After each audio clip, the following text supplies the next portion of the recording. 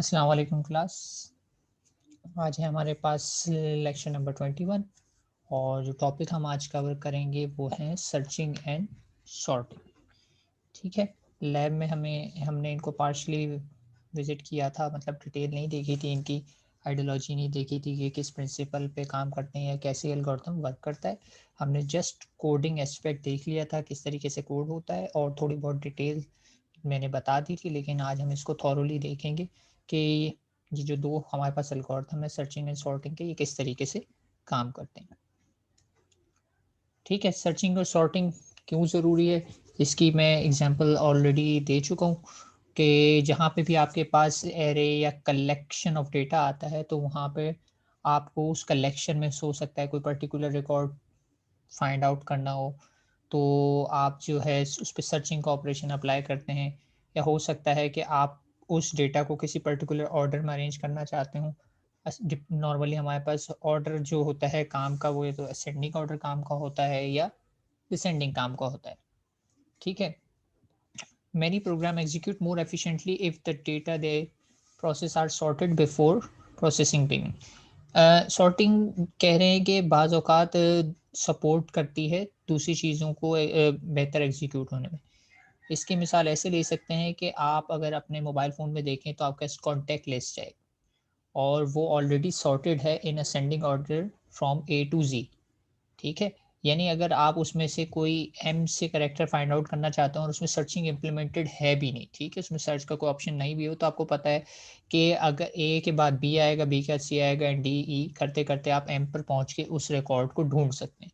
यानी sorted data में कोई ना कोई पैटर्न है, तो उस पैटर्न की वजह से आप अंदाजा लगा सकते हैं कि आप जो ढूंढ रहे हैं वो चीज़ कहाँ मिलेगी। तो इसीलिए कहा जा रहा है कि सॉर्टिंग से, अगर डेटा सॉर्टेड होगा तो उस पे फर्दर सर्चिंग करना भी आसान होगी और फर्दर कोई प्रोसेसिंग वगैरह भी करनी होगी तो वो ईज़ी हो जाती है। तो सॉर्टेड डेटा हेल्प आउट करता है फर्दर प्रोसेसिंग में। अच्छा, यहाँ पे एक एग्जांपल दी हुई है, consider a check processing program execute more quickly if all checks are ordered by checking account number. ठीक है, ये भी एक एग्जांपल दी हुई है कि अगर वो अकाउंट नंबर के लिहाज से हैं तो वो ईज़िली हो जाएगा। There are many known sorting algorithm. ठीक है, मैंने बात बताई भी थी कि सॉर्टिंग के बहुत सारे एल्गोरिथम एग्जिस्ट करते हैं, लेकिन इस कोर्स में हम सिर्फ एक ही को टच करेंगे जो मोस्ट कॉमन या है, वो है हमारे पास बबल सॉर्ट एल्गोरिथम। अब बबल सॉर्ट एल्गोरिथम काम कैसे करता है, यहाँ पे वर्ड्स में तो एक्सप्लेन किया हुआ है कि वो एक एक करे आपके डेटा एलिमेंट को कंपेयर करता जाता है और उन्हें इंटरचेंज करता जाता है। ठीक है, तो कैसे इंटरचेंज करेगा इसको हम अभी थोड़ी देर में देखते हैं इन एक्शन, तो ज़्यादा क्लियर हो जाएगा। वर्ड से ज़्यादा आप उसको पिक्टोरियल में देखेंगे तो आपको बात क्लियर होती है। तो सॉर्टिंग ये होती है कि किसी पर्टिकुलर फैशन में अपने डेटा को अरेंज करना। नॉर्मली वो असेंडिंग सीक्वेंस होती है या डिसेंडिंग होती है जो हमारे काम आने वाली होती है। इसके अलावा भी और भी सीक्वेंस हो सकती हैं, लेकिन उससे हम कुछ जनरेट नहीं कर सकते, कुछ हमारे काम की नहीं होती, तो हम उनको फिलहाल इग्नोर कर देते हैं। लेकिन अगर 10 डेटा एलिमेंट है तो 10 फैक्टोरियल पॉसिबिलिटीज़ हैं उस डेटा को अरेंज करने की, लेकिन उसमें से सिर्फ 2 हमारे काम की हैं, असेंडिंग वाली और डिसेंडिंग वाली। ठीक, सॉर्टिंग की बात हो गई है, सर्चिंग पे थोड़ी सी बात कर लेते हैं। सर्चिंग क्या है? फाइंडिंग सर्टेन रिकॉर्ड या किसी पर्टिकुलर एलिमेंट को आपने अपने डेटा सेट में ढूंढना है कि वो एग्जिस्ट करता है या नहीं करता। ठीक, जैसे अभी मैंने आपको फ़ोन बुक की एग्जांपल दी, अब उसमें अगर आप देखें तो आप सिर्फ़ एम लिखते हैं तो ऑटोमेटिकली एम वाले सारे रिकॉर्ड आते जाते हैं। जैसे-जैसे आप कैरेक्टर उसमें बढ़ाते जाते हैं तो आपको एग्ज़ैक्ट मैच मिलता जाता है। तो आपने देखा कि आपके मोबाइल फ़ोन में फ़ोन बुक के अंदर सॉर्टिंग के साथ-साथ सर्चिंग भी इम्प्लीमेंटेड है। तो सर्चिंग की ज़रूरत हमें पड़ती रहती है क्योंकि जब डेटा मोर देन 1 है तो मैं उसे पिन पॉइंट नहीं कर सकता, मुझे उस पे सर्च करना पड़ता है क्योंकि hundreds of thousands of data element हो जाते हैं। तो फिर I need a searching algorithm कि मुझे अगर कोई डेटा ढूँढना हो तो मैं उस पे सर्च का ऑपरेशन अप्लाई करूँ।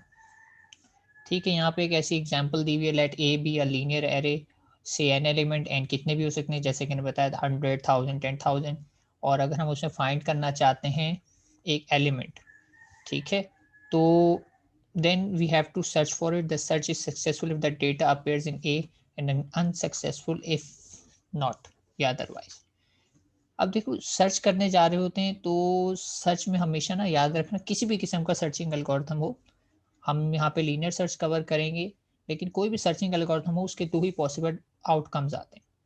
या तो सर्च सक्सेसफुल होती है या सर्च अनसक्सेसफुल होती है। यानी आप जो रिकॉर्ड ढूंढ रहे थे वो आपको मिल जाता है यानी फाउंड, या आपको वो नहीं मिलता है नॉट फाउंड। ठीक है, फाउंड के केस में सक्सेस है और नॉट फाउंड के केस में वो डेटा मिल गया है, तो वो भी सक्सेस कह सकते हैं, लेकिन आपको कंक्लूजन मिल जाता है कि वो डेटा इसमें एग्जिस्ट नहीं करता। ठीक है, बिल्कुल वैसे ही कि फ़ोन बुक में आप कोई नेम सर्च कर रहे हैं और वो नेम आपका सेव नहीं है, तो आपका search result will be not found. Searching techniques भी जैसे कि मैंने बताया बहुत सारी हैं। ठीक है, और हर किसी के अपने अपने एडवांटेजेस हैं, लेकिन हम यहाँ पे जो कवर करेंगे वो सिंपलेस्ट या बिल्कुल इंट्रोडक्टरी सर्चिंग एल्गोरिथम है और उसे कहा जाता है लीनियर सर्च। ठीक है, ये कैसे काम करता है इस पे भी वर्ड्स में एक्सप्लेन किया हुआ है कि ईच एलिमेंट से कंपेयर करता जाता है, और अगर मैच हो जाता है तो सक्सेस, नहीं मैच होता है तो ये एट द एंड इवेंचुअली कह देता है एलिमेंट नॉट फाउंड। ठीक है, तो प्रिंसिपल इसका बहुत सिंपल है लीनियर सर्च का, कि compare with every each and every element, जिससे मैच हो जाए वो आपका रिजल्ट है। अगर नहीं किसी से भी मैच होता तो आपका सर्च रिजल्ट अनसक्सेसफुल रहा यानी नॉट फाउंड आ गया। ठीक है, थोड़ी सी थेरी बता दी मैंने इनकी कि सर्चिंग क्या होती है, कहाँ एप्लीकेशन है, कुछ लैब में भी बता दी थी। अब हमें देखना है इनमें से एल्गोरिथम को। तो बबल सॉर्ट का एल्गोरिथम हमने ये देखा था लैब में। ठीक है, पूरा कोड यहाँ पे गिवन है, यूजर से इनपुट लेना है, साइज मैंने 100 लिखा है, लेंथ मैंने क्या रखी है यहाँ पर, कोई बताना चाहेगा मुझे लेंथ क्या है इस प्रोग्राम में? इस प्रोग्राम को देखें आपके सामने जो मौजूद है, इसमें साइज तो 100 है, लेंथ क्या है मेरे पास, लेंथ ऑफ एरे?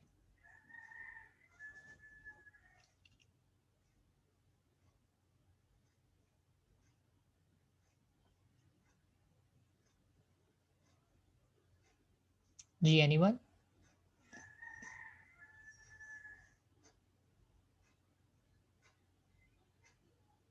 कोई बताना चाहेगा इस केस में एरे की लेंथ क्या है? 100 तो एरे का साइज है। साइज और लेंथ में मैंने एक डिफरेंस बताया था, size is 100 but what about length? नहीं, ये तो आप मुझे इंडेक्सेस बता रहे हैं, मैं पूछूं एरे में कितने एलिमेंट हैं, कितने आ सकते हैं, वो तो 100 है, लेकिन इस वक्त कितने हैं इस प्रोग्राम को देख के बता सकते हैं आप मुझे?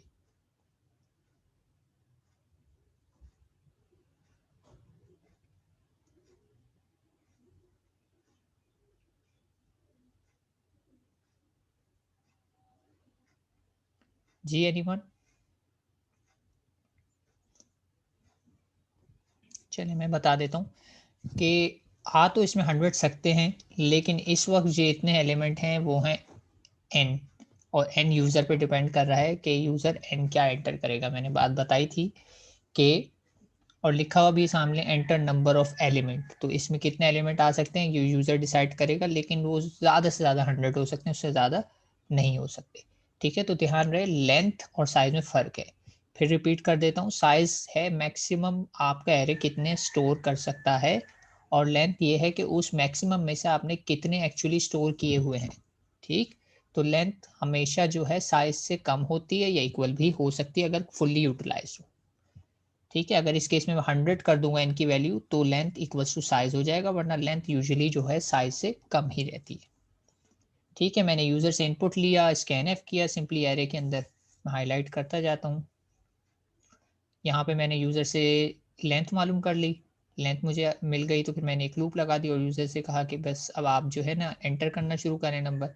तो यूजर यहाँ से नंबर एंटर करना शुरू करेगा, स्कैन एफ चल रहा है, 0 से स्टार्ट हो रहा है क्योंकि एरे की इंडेक्स 0 से स्टार्ट होती है, और लेस देन एन जाने का मतलब है यानी एक्चुअली में n-1 या लास्ट एलिमेंट की जो इंडेक्स है वहां तक जाऊंगा, और उसमें सिंपली क्या कर रहा हूँ, स्कैन। एरे मेरे पास आ गया, किसी भी ऑर्डर में हो सकता है, मैंने उसको बबल सॉर्ट को पास किया है।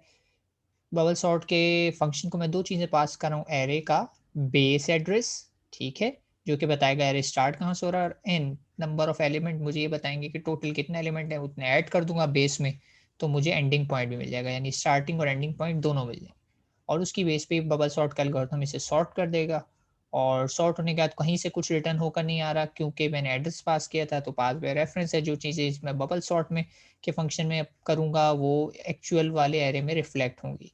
ठीक है, तो इस वजह से यहाँ पे जब मैं एरे को प्रिंट करूँगा तो इवेंचुअली मुझे सॉर्टेड एरे मिल जाएगा। अब देखते ये हैं कि बबल सॉर्ट का एल्गोरिथम किस तरह मैजिकली इसे सॉर्ट कर देता है। तो बबल सॉर्ट के एल्गोरिथम पे ध्यान दिया जाए तो यहाँ पे कुछ नहीं है, सिर्फ और सिर्फ ये ऑपरेशन है जो क्या है आपका स्वैपिंग का ऑपरेशन है, और इससे आप अच्छे से फेमिलियर हैं स्वैप क्या होता है। ठीक है, आप टेम्पररी में डाल देते हैं एक वैल्यू, फिर उसको खाली होती है तो उसमें दूसरी वैल्यू डाल देते हैं एंड सो ऑन, इस तरीके से। अब इस एल्गोरिथम में क्या है, दो लूप्स लगी हुई हैं। एक लूप तो चल रही है आपकी n-1 तक, यानी लेस देन n-1 का मतलब है ये वाली लूप भी सेकंड लास्ट एलिमेंट तक ही जाएगी। लेस देन लिखा हुआ है, ठीक है, लेस देन n नहीं, लेस देन n-1। ठीक है, क्योंकि इसको लास्ट तक जाने की जरूरत नहीं है। रीजन वही है कि जब 10 में से 9 एलिमेंट अगर सॉर्ट हो चुके हैं तो 10वां एलिमेंट सॉर्ट हो ही चुका है, मुझे उसको चेक करने की ज़रूरत नहीं है। ठीक, और इसमें भी वही है, n-1 है, लेकिन इसमें मैंने एडिशनली c की वैल्यू माइनस करी हुई है। इसको बताता हूँ कि अगर इसको लिखूँ ना लिखूँ क्या फ़र्क आएगा। c क्या है, ये है। ठीक है, ये c ये चेक रख रहा है कि मैं कितने एलिमेंट सॉर्ट कर चुका हूँ। ठीक है, सी मुझे बता रहा है कितने एलिमेंट मैं ऑलरेडी सॉर्ट कर चुका हूँ। बस यूँ ध्यान रखें, जब पहली आइटरेशन होती है तो कोई भी सॉर्टेड नहीं है, दूसरी आइटरेशन में एक एलिमेंट सॉर्ट हो चुका होता है, तीसरी आइटरेशन में 2 सॉर्ट हो चुके हैं एंड सो ऑन, इस तरीके से चलता रहता है। जौन सी आइटरेशन है उतने एलिमेंट वो सॉर्ट कर देती है। और मैं सिर्फ एक ही कंडीशन चेक करता हूँ, ये डी, जाहिर सी बात है डी की वैल्यू अगर 0 है तो d+1 बड़ा होगा उससे। ठीक है, अगर डी की वैल्यू 0 है तो डी की +1 की वैल्यू 1 होगी। तो इट मीन्स कि किसी भी वक्त मैं अगर ये कंडीशन चेक कर रहा हूँ तो इसका मतलब ये है कि मैं पहले वाले एलिमेंट को बाद वाले जस्ट उसके बाद वाले एलिमेंट से कंपेयर करा रहा हूँ। यानी डी की इंडेक्स 1 है तो d+1 2 होगी, डी की इंडेक्स 5 है तो d+1 6 होगी, डी की इंडेक्स 0 है तो d+1 1 होगी। और मैं ये चेक करवा रहा हूँ कि किसी भी वक्त अगर मेरा पहले वाला एलिमेंट बाद वाले एलिमेंट से बड़ा है तो स्वैपिंग कर दो, यानी कंडीशन ट्रू होती है तो स्वैपिंग कर दो। यानी यही हुआ ना इसका मतलब कि अगर मेरे एरे में सीक्वेंस में जिसमें डेटा अरेंज हुआ हुआ उसमें बड़ा नंबर पहले आ जाए और छोटा बाद में आ रहा हो तो स्वैप कर दो, क्योंकि मुझे असेंडिंग ऑर्डर में अरेंज करना है। ठीक है, असेंडिंग में छोटा एलिमेंट पहले आता है और बड़ा एलिमेंट बाद में आता है। तो ये सिंपल सा प्रिंसिपल है कि अगर ये सिचुएशन होती है तो आप स्वैप कर दे, नहीं होती तो आप एज इट इज आगे बढ़ जाए, नेक्स्ट आइटरेशन पे आ जाए। ठीक है, लेकिन इसको इन एक्शन देखना है तो हम इसको इन एक्शन देखते हैं कैसे। यहाँ से मेरे पास होपफुली एनिमेशन हो, तो ये हमेशा दो बैक टू बैक जो कंसेक्यूटिव एलिमेंट है, क्योंकि डी एंड d+1 उनको चेक करता है, और अगर वही वाली बात है कंडीशन ट्रू होती है 6 ग्रेटर देन 1 है तो स्वैप कर देगा। ठीक है, फिर आगे बढ़ता है। अब डी की वैल्यू इंक्रीमेंट हो गई तो डी 6 है और d+1 8 है, स्वैप नहीं किया क्योंकि छोटा था। इस केस में पहले वाला बड़ा है तो ये इसको स्वैप कर देगा। फिर यही काम अगली आइटरेशन पे आएगा, 8 और 2 में चेक करेगा, 8 बड़ा है तो स्वैप कर देगा। फिर यही काम 8 और 4 के साथ करेगा और चूंकि 8 बड़ा है तो इसको भी स्वैप कर देगा। और जब ये एक मरतबा एंड तक पहुंचा है तो मेरी आउटर लूप इंक्रीमेंट हो जाएगी, यानी इस वक्त सी की वैल्यू इंक्रीमेंट होगी और फिर यही साइकिल दोबारा चल रही है। अच्छा आप देखें तो फिर इसमें दोबारा से क्या हो रहा है, अब 5 और 1 कंपेयर हुए, 5 बड़ा था तो स्वैपिंग हो जाएगी, स्वैप होगा तो इन दोनों की वैल्यू इंटरचेंज होगी। 5 और 6 को कंपेयर किया गया, कंडीशन फॉल्स हो गई, स्वैपिंग नहीं होगी, आगे बढ़ जाएगा। 6 और 7 को कंपेयर करेगा, आगे बढ़ जाएगा। 7 और 2 को कंपेयर करेगा, स्वैपिंग बनती है, कंडीशन ट्रू है तो स्वैपिंग कर देगा। 7 और 4 को कंपेयर करेगा, फिर वही बात है कि कंडीशन ट्रू होती है इफ की, तो ये फिर इससे को स्वैप कर देगा। और अब क्या ख्याल है, आपने देखा इसने 7 और 8 को कंपेयर नहीं किया और उन पे बॉक्स बनाता जा रहा है कि ये एलिमेंट जो है, ब्लैक बॉक्स का मतलब ये है कि ये एलिमेंट सॉर्ट हो चुका है, ये अपनी जगह पर आ चुका है। ठीक है, ये ब्लैक बॉक्स ये बता रहा है कि एलिमेंट अपनी जगह पर आ चुका है और इन पे सॉर्टिंग करने की ज़रूरत नहीं है। अभी आप देखिएगा ये 4 तक जाएगा और मज़ीद आगे नहीं जाएगा।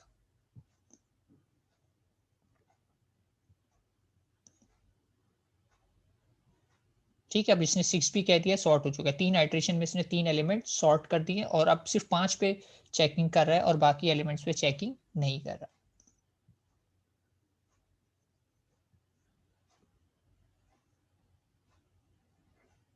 फिर इसने 5 को स्वाइप करना है और उसके बाद 5 को भी इसने हाईलाइट कर दिया ब्लैक में।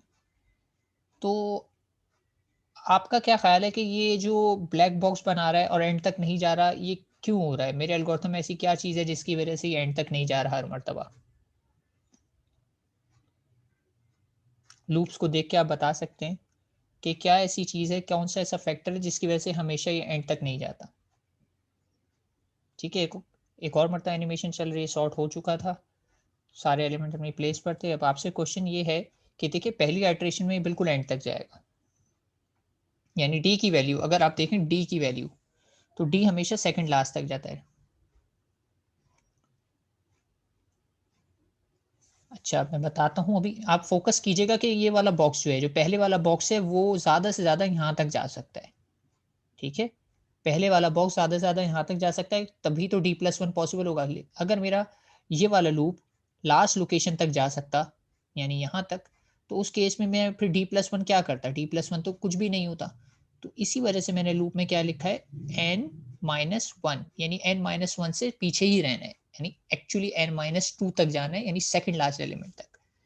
अगर मैं और मज़ीद आगे जाऊँगा, तो फिर मैं लास्ट के आगे कौन से एलिमेंट से कंपेयर करूँगा? मैं कंपेयर कर ही नहीं सकता क्योंकि वहाँ तो कोई एग्ज़िस्ट नहीं करता। ठीक? तो इस वजह से मेरी लूप में n-1 लिखा हुआ है।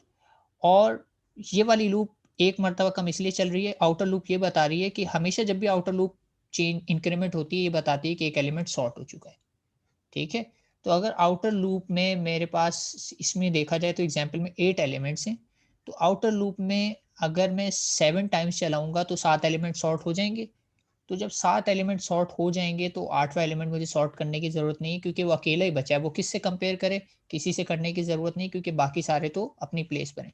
तो इसी वजह से आउटर लूप मेरी कितने टाइम चलती है? n-1 टाइम, कि मुझे 8 एलिमेंट को सॉर्ट करने के लिए 7 मरतबा चलाना है। 10 एलिमेंट को सॉर्ट करने के लिए 9 दफ़ा चलाना है। 100 एलिमेंट को सॉर्ट करने के लिए 99 टाइम्स चलाना है। ठीक है? तो इस वजह से यहाँ पे n-1 है।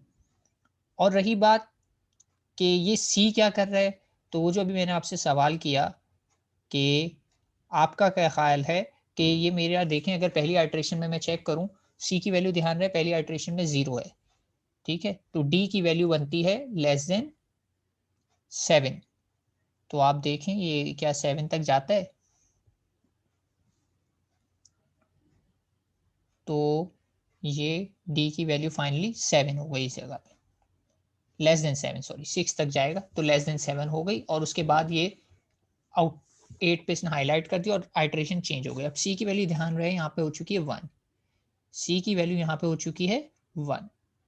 अब सी की वैल्यू 1 है तो यहाँ पे है एन की वैल्यू मैंने कितना बताया, एलिमेंट है मेरे 8, 8 माइनस 1 तो हो चुका है 7 और सी की वैल्यू भी है 1, तो ये हो गया 8 माइनस 1। तो टोटल कितना बना मेरे पास, 8 माइनस 1 इज इक्विवेलेंट टू 6। तो अब ये कह रहा है सेकंड आइटरेशन में जो लूप चलनी चाहिए वो कहाँ तक चलनी चाहिए, लेस देन 6 यानी 5 तक। तो ये कह रहा है कि सेकंड आइटरेशन में 0, 1, 2, 3, 4, 5। तो इसका मतलब है कि सेकंड आइटरेशन में ये वाला बॉक्स जो है, ये वाला बॉक्स, ये सिर्फ और सिर्फ कहाँ तक जाएगा, यहाँ तक जा सकता है। और ये डी है तो D+1 ये बन जाएगा और कभी भी मैं इस बॉक्स को कंपेयर नहीं करूँगा और ना मुझे करना चाहिए क्योंकि ये अपनी प्लेस पर है। तो इस पूरे एल्गोरिथम में जो सी जो है, ये यही परफॉर्मेंस बेनिफिट मुझे दे रहा है कि हर मर्तबा एंड तक नहीं जाना पड़ रहा मुझे।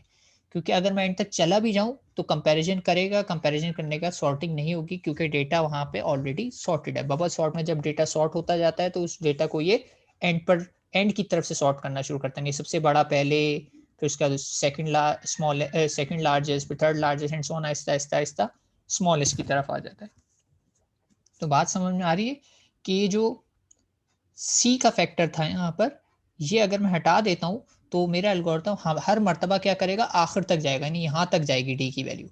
और ये यहाँ तक जाना इट मेक्स नो सेंस क्योंकि मेरा इससे आगे का डेटा सब सॉर्ट हो चुका होता है। तो इसीलिए मैंने कल करके दिखाया था कि मैं सी की यानी ये वाली वैल्यू ऐड करूँ ना करूँ, रिजल्ट पे कोई फ़र्क नहीं पड़ता। लेकिन ज़ाहिर सी बात है कुछ स्टेप मैं एक्स्ट्रा करूँगा तो मेरा टाइम वेस्ट होगा। कितने स्टेप एक्स्ट्रा हो जाएँगे, इसको अगर मैं आपको रफ़ आइडिया दूँ इस एग्ज़ाम्पल के लिहाज़ से, तो अभी क्या हो रहा है कि मेरे पास है ये लूप कितनी दफ़ा चल रही है, 0 से लेकर लेस देन n-1 यानी 7 टाइम्स।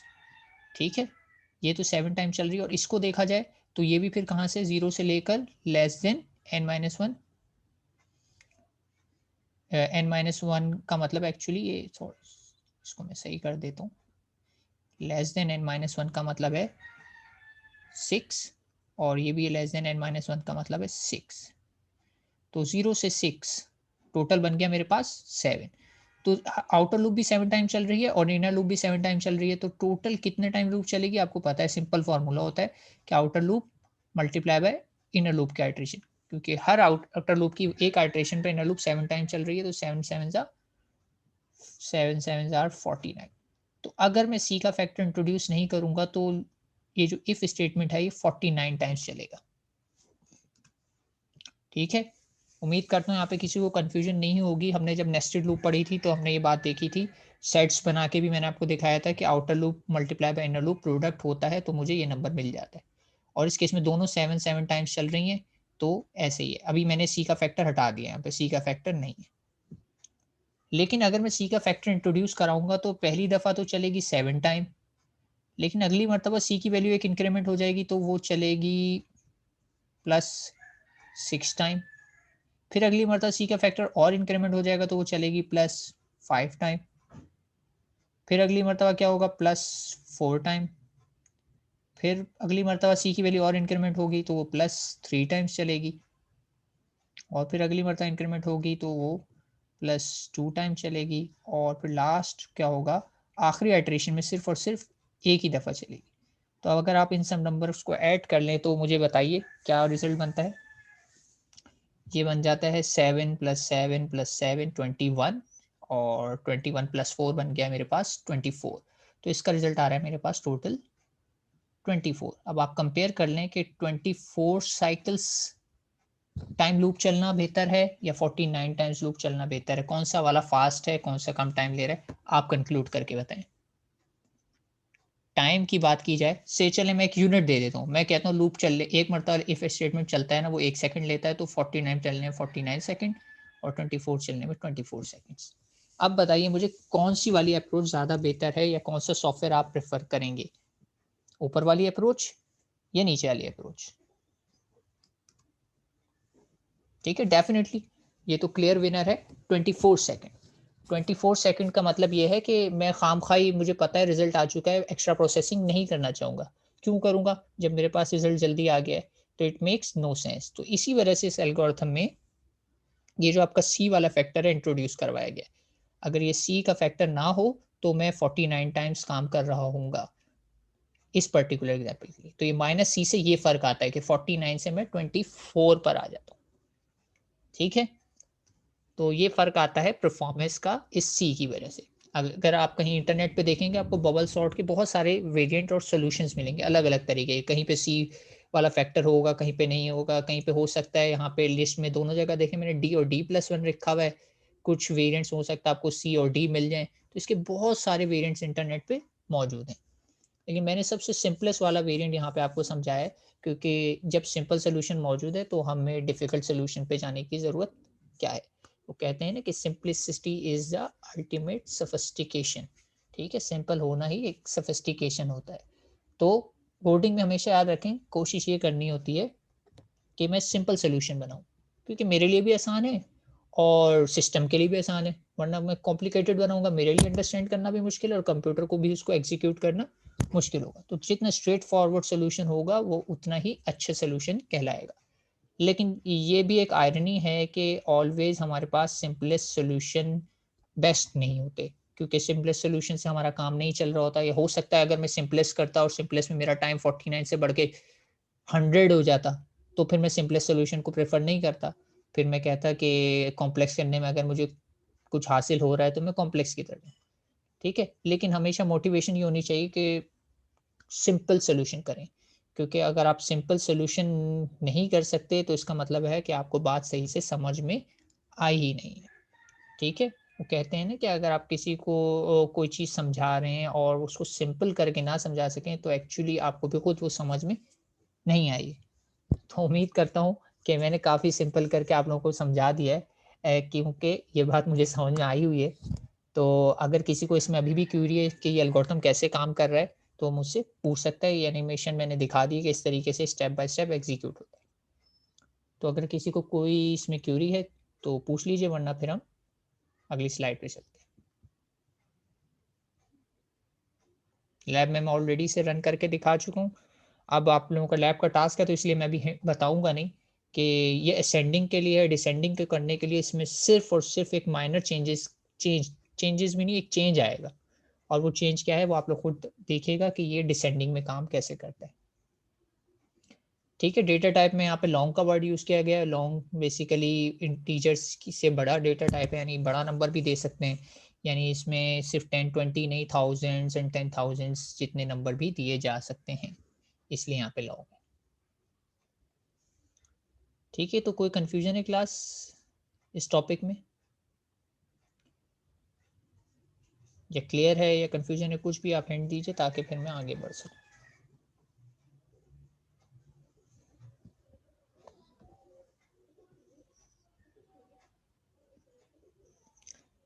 चलें, खामोशी को मैं समझता हूँ कि बात समझ में आ गई होगी, काफ़ी हमने इस पर टाइम स्पेंड किया। तो अगली चीज़ है सर्चिंग। और सर्चिंग मैंने बताया था कि बहुत ही आसान है, ब्रूट फोर्स। मैं हर एलिमेंट को अपने डिज़ायर्ड एलिमेंट से कंपेयर करूँगा। मैंने यूज़र से एन लिया, एन में एरे ले लिया, ये बिल्कुल वैसे ही है।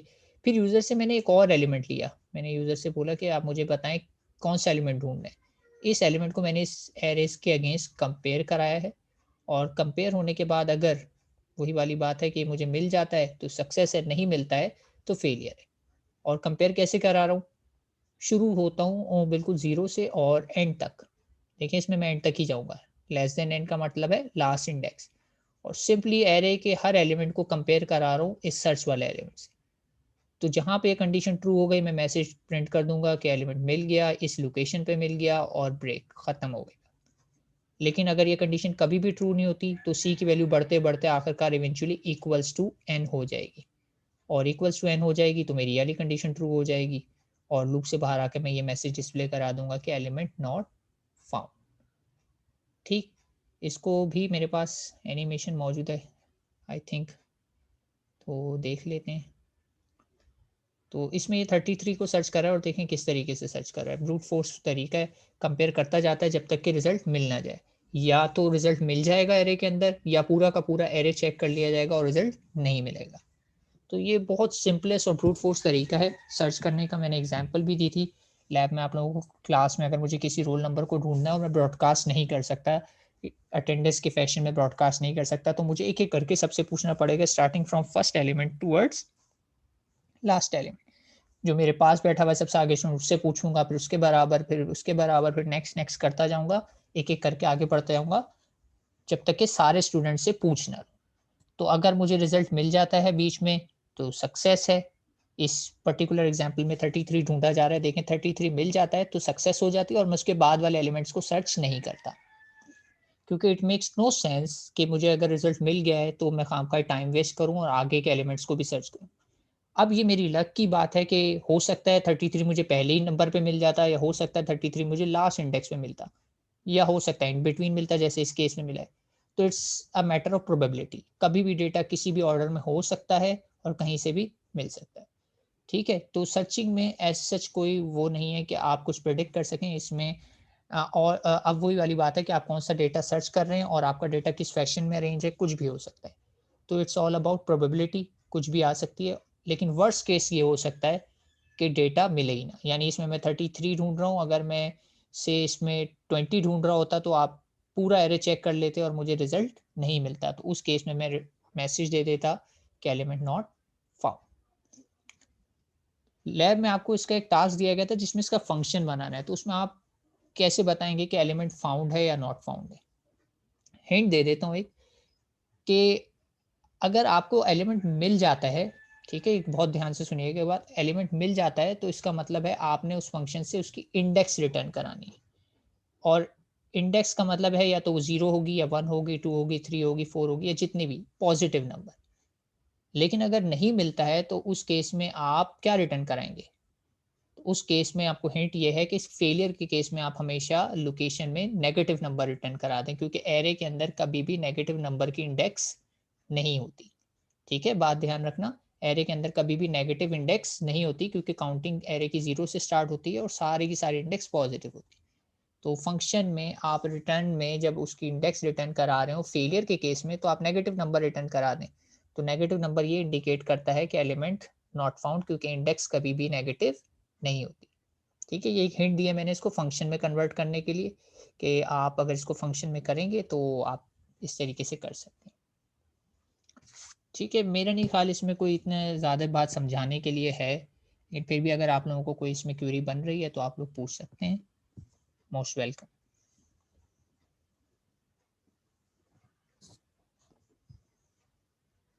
जी क्लास, कोई क्वेरी?